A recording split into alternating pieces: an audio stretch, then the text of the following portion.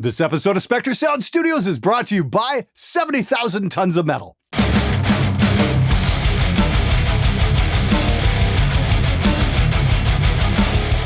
Hey everybody, how's it going? So a couple weeks back, I committed a sin in the world of heavy metal audio production. And that was saying that the AxeFx is a glorified iPad. Good. Let the butthurt flow. Oh man, the comments I got on that episode were just gold. This episode's gonna be so much fun. I just love hearing from screaming heavy metal babies about how I dared insult the precious AxeFx. Like, look, I get it, it's expensive, it costs a lot of money. And yes, it actually does sound pretty good. But I think a lot of people might have just missed the point of that video. It tends to happen quite a bit when you're projecting your own feelings onto something. What I said, and apparently was missed by a whole bunch, is that the AxeFx is subject to technological obsolescence. It happens with computers. It's going to happen with the AxeFx. If you need any proof of that, go pull out some of your old Digitech units from the early 2000s and see how awesome they sound. Let's get right to it. Denigrate the AxeFx, yet you promote more gear? Hypocrite! Oh no, I denigrated the holy AxeFx. You gonna have some kind of religious edict out on me? Am I marked for death for daring insult the AxeFx? Oh, the blasphemy! Get him, guys! Okay, seriously, get a fucking grip, buddy. Here's the thing, the AxeFx sounds really nice. So does the More stuff. I'm more than happy to actually promote the AxeFx as long as you keep in mind that yes, one day it will be outdated. Right now, it sounds pretty good until the next AxeFx comes out. That's all I'm saying. Did you get that? Did I say that slowly enough so you could comprehend that? Good. I agree. I've been saying this for a long time. AxeFx is a computer. The quality of the models is heavily linked to the processing power. Processing power goes up over time, so there will always be a new model which is objectively better. Furthermore, after a period of years, an entry-level device will have the same processing power of an older generation modeler. Your old high-end modeler will have poor resale value. That doesn't mean you should not buy one, just think carefully. Hey G-Shock, thanks very much for writing that in. And you know what? That gets right to the point. What you're talking about is Moore's Law, the law that technology doubles itself every 18 months. The AxeFx is a wonderful piece of gear right now, but it's just a snapshot of what technology can actually do right now. What we're gonna see in 18 months to 3 years from now is probably gonna blow our fucking minds. Everyone's gonna want that. And then the resale market on the AxeFx is the price is going to drop like a fucking rock. It happens with computer technology. Same thing is going to happen to the Kemper. The Kemper is actually my favorite modeler right now. I absolutely love the sound of the Kemper until something better comes along, and you can bet that something better will come along because ultimately these things are simulations of tube amplifiers. The tube amplifier is the gold standard and their models are going to continue to get better and better and better. It's just inevitable. That being said, we have some wonderful modelers out right now that make some really great tones. Just be aware of that when you make your purchase. That's all. It's an inferior iPad that can't watch porn. You may have a point. Hey, AxeFx guys, maybe put up a flip-up screen or something like that so we can watch porn on it while we're playing guitar? Just a thought. You are full of shit! I bought my Axe 2. I've never looked at another pedal, cab, amp. The 3 is not much better. You are going to constantly buy cabs, tubes, pedals, all trying to reach what I have. Wow, interesting statement. Do you happen to have a degree in piano by any chance? Seriously, you do have a good point. You know, the AxeFx is a wonderful contained unit. It's got all kinds of stuff on it. Awesome. It does some really good amp models. That's amazing too. And there's some great effects on it. Sure. This is the thing though. You can go out and buy a multi-effector that doesn't do amp sims and there's some wonderful stuff out there. I mean, like it doesn't take a lot of processing power to get chorus, reverb, and delay right. Some of the old Line 6 units are absolutely fine for that. I wasn't a big fan of their amp models, as I've shown on this show numerous times, but the time-based effects are great and they're very easy to do. So that's not really a big, oh, mine's way better than yours thing. It just doesn't fucking add up there. What I'm talking about, of course, are the amp models, and the amp models are just a model of the real thing. Remember, you are trying to emulate what the tube amp does. It's really getting good these days, but ultimately technology will march on. All right, everybody, this episode is brought to you by 70,000 Tons of Metal. I'll tell you, I am super excited to have these guys sponsoring the show. Trey and Alex from Gear Guides have been on me for the last couple years. Dude, you got to come to 70K. Dude, you got to come to 70K. Yes, I'm going to be on this thing, so if you see me and I don't have a camera in my hand and I'm actually not shooting anything, stop, say hi, because believe me, I'd be more than happy to say hello. Anyway, it's going to be a crap ton of bands for 4 days. I think everybody's playing twice. Exodus just got announced, which is great. I've still got my copy of Fabulous Disaster that came out in like 89 or something like that. Really going to be looking forward to seeing those guys. Venom's going to be there. It should be hilarious. Epica, a whole bunch of other bands I don't think I've ever actually heard of, but I'm definitely looking forward to checking out. It's 4 days of sun, metal, and just amazingly good times. It's already sold out this year, but keep your eyes peeled for when tickets go on sale next year, because it is the #1 metal event in the world. I'm so happy to be going, and I hope I get to go next year as well. Now back to the show. This week, no butthurt of the week quote. Next week, a shit ton of butthurt of the week comments. Ew, goddammit, Glenn! How dare you have an opinion that differs from my own that's largely predicated on what I've purchased? Seems to be a lot of butthurt comments this week. And now it's time for the butthurt of the week. Loser, I'm not watching this, but 3 comments down I saw you're talking shit about something. Evidently, you didn't have anything to share but shit, neurotic wannabe nerd. Oh, I'm not a wannabe nerd. I am definitely a full-fledged nerd. Fuck, did you notice the Robotech shirt I'm wearing? At least next year you can load up AxeFx 345 or some other amp sim on the iPad when the tech improves, whereas the AxeFx is what it is and the whole package will become outdated at some point. It is inevitable that it will be outdated at some point unless Fractal keeps offering firmware upgrades.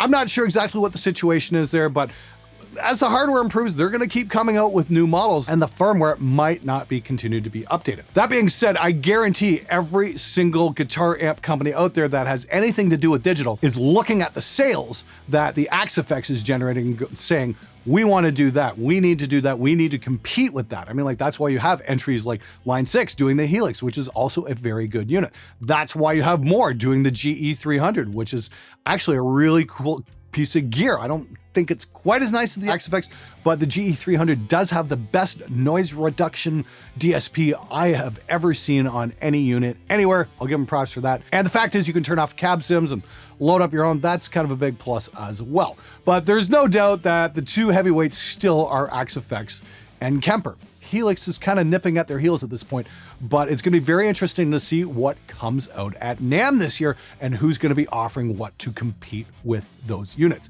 It's very exciting times, that's for sure. I'm curious why you agree with amp sims but don't like the AxeFx. Smiley face, smiley face.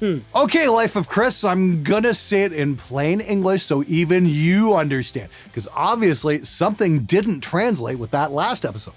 I do like the AxeFx. I think it's a wonderful modeler. It might be one of the best modelers out there right now. But technology advances. Do you understand? Good. Well done. I've had the AxeFx 2 since 2011. After 8 years, I still use it every day, and it's nowhere near outdated. It still sounds awesome and has everything I need, plus more. I see no reason to upgrade it to AxeFx 3 as long as my AxeFx 2 still works. I also have 2 half stacks and a combo amp. I don't really use them anymore, but I can't sell them because kids don't want big valve amps these days. AxeFx has held its value at over 50% of what I paid for it new. Okay, some random guy. I don't necessarily have any reason to doubt that. If you're still playing that every day, that was a great purchase, and if you're still getting use out of it, that's great. And this is the other side of the coin when it comes to digital units. They're only outdated if you feel you have to buy the new thing. If what you're using works well and you like the sound that's coming out with them, it is absolutely perfect. That's why there are some studios out there that still use the Insonic Paris DAW, which came out in the late 90s and the early 2000s. It kind of went out of business and whatnot, but it had a bit of a cult following and had a great sound. And you know what? It's a contained unit, and it still works. So there are studios that still run it. They've never felt the need to upgrade. And that's one cool thing about digital that I think a lot of people do overlook, is that if it's great, you might not have to upgrade it. So in that sense, you would be absolutely correct. As long as you're happy with what you have and you're not enticed by the next generation or the next thing or the next thing, then stick with what you have, because you, sir, have made the right purchase. Good for you, dude. In reality, the code behind AxeFx patches it probably very similar to VST amps. With the proper IR files, you can make VST amps sound like an AxeFx. People are now just realizing they paid too much for an AxeFx. Fuck you, Glenn! Now, that's true to a point. I gotta say, some custom IRs can really work wonders on an AxeFx. All right, so last summer, I did a demo on the Mellow Audio MIDI Commander, which is all metal construction. It's super affordable, and it's a way better deal than the overpriced foot switch that Fractal is offering. My friend Cody Grimes from the band As Heads As Tails loaned me his AxeFx Plus. And, I thought it sounded pretty good. And then we loaded on some third-party IRs from Lancaster Audio, and we were pretty blown away by the tones we were getting from it, actually. And you have a very good point. The impulse response is going to have a huge factor in determining the overall sound. There's other things about amp sims that you've got to worry about. It's like, how well do they play when you're picking lightly? Do they got that sponginess that you will get with a tube amp? Do they react like a tube amp? That kind of thing. The AxeFx does a very, very good job at that sort of thing. Again, I'm just more worried about what's coming down the road, either this NAMM or next NAMM or the one after that, because inevitably the technology will get better, especially on the desktop. Some of the stuff I've heard coming, say, from Neural DSP, the Fortin Analyst, that kind of stuff, are extremely good amp sims. And they are really starting to give the hardware units a run for their money. So definitely keep your eyes peeled like that. Once again, it's a super exciting time to be a desktop-based guitar player because we've got a lot of options and they're starting to sound pretty damn good. Glenn, I thoroughly enjoy your channel. During this video, you mentioned about the AxeFx being outdated in a short amount of time. When you say that, do you mean outdated as in no longer obtaining firmware updates from Practical, or are you talking about gear timed outdated with new wave of modern guitars? Even though the firmware updated will stop, it does matter if some of their tones still be able to keep editing with Axe Edit 2.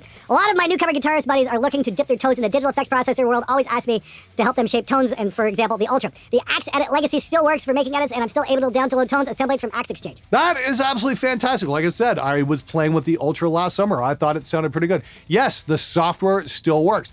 As long as that software is still available, even if Fractal goes under, somebody can host that software, and as long as everybody stays on the same version, it should still work. Once again, if it's a contained system and you guys are happy with what's going on, then that's absolutely fine. It's just I'm concerned about the next couple generations and that whole gear acquisition syndrome that we all deal with, where we want the latest, greatest thing, and suddenly the thing we just paid $2,000-$3,000 for isn't so great anymore. It's kind of once the shiny new toy thing wears off. That's what I'm getting at. If I will only be playing in my studio, is it worth it for me to buy a camper, or are the VSTs taking over at this time? Also, what speakers, monitors are best for a guitar VST? Thank you. Dude, I don't know your situation. I don't know what you're recording at. I don't know how serious you are, how many hours a day you're putting into it. If you're serious about your recording and you're considering getting a camper, then get a camper. It's a wonderful platform, and there's a million amazing Kemper profiles out there you can get. You can download premium ones, and you can get some awesome signature amp tones. Lancaster Audio has a bunch as well. As for speakers, Kali LP6, Kali LP8s, those are serious bang for the buck monitors, and they just sound amazing. You'll get some really good results with them. I'll put some links in the description below so you guys can check that out. Clickbait. It won't be outdated. It just won't be as good as the new one. Doesn't outdated means it's not as good as the new one? Duh! AxeFx 1, $550. AxeFx 2, $1,120. AxeFx 3, $2,350. Kind of hard to argue with those numbers. Dude, stop hating. Amps are a thing of the past. Analog amps can't touch digital. Never will. But hey, keep hauling around 75-pound amps. If analog amps can't touch digital, then why are the digital amps trying to sound like the analog amps? AxeFx, Kempers, Helix, all garbage. I sold all my digital crap for some real gear. Got my very first 50-watt, 5150 head, and I will never go back. Going all analog. That's the way to go. I used to own an AxeFx 2, but nowhere as good as the real amp. Well, there's the other side of the coin. The first guy says that tube amps are never going to rival digital. The other guy says digital sucks, go all tubes. I think the truth lies somewhere in the middle, and I think both digital and tube amps have a role to play still. I could definitely cut a record with an AxeFx or a Kemper and be absolutely happy with the tones I'm getting. I think the technology has got there. There's nothing wrong with that. But then again, if somebody wants to bring in a tube amp and mic up a real cabinet, I am all for that as well. It really depends on what you're into and what you think feels the best. Myself, personally, I don't have an AxeFx in here. We've got a Kemper in Hollywood, but honestly, I never turn it on. I'm always, cranking up the rev and hooking that up to various cabs to get some really interesting and unique sounds. And that's the other thing you're not going to get with an AxeFx. The problem with the AxeFx is once you get a couple of really good popular patches, everybody winds up using them because it doesn't seem like anybody can think for themselves anymore. On the Anti-Steam forum, I mean, like that whole 5150 into a Amazing cab with the Vintage 30, that became an extremely popular sound. And a lot of people were happy with that and stopped there and didn't keep pushing. Now, I was experimenting around the other day. I had a spider valve and I plugged it into a Tony Iommi cab and used a Fredman clip on it. And I just got this hellacious tone. I was really happy with what I got. Not going to find that on an AxeFx. Next up, I'm going to take an angle into a custom cab that I just built at Harmony in LA. And I got a whole video coming up about that. And then that is going to be its own sound as well. The trick is to experiment and find your own thing. That's what I'm trying to encourage more than anything else. Look, digital recording is great, but don't let it be the be all end all. Don't be satisfied with just being like everyone else. Branch out and try and find your own thing. Anyway, thanks very much for watching this episode. It's wonderful to hear from you guys. If you got a comment, you got a question, please leave it below. If it's cool, I will put it on the show. Just like to thank 70,000 Tons of Metal for sponsoring this video. Hope to see a bunch of you there on the cruise. Really looking forward to it. And until next time, get out there and make some metal, motherfuckers!